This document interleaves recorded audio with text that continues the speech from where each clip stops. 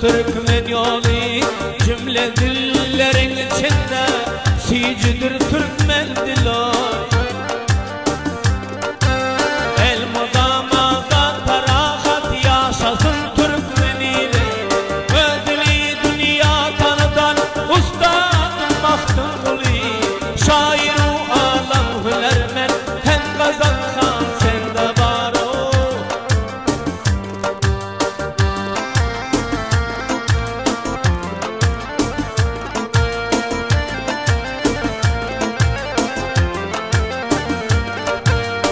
Göroğlu savaşa girer atmını tutar çalıp.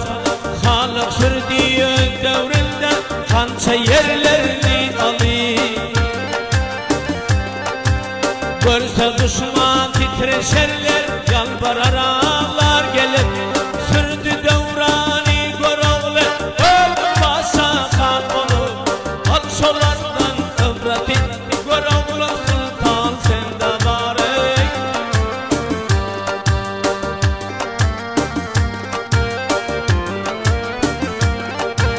Din var hem Türkmenleri yanstan turta yad eder.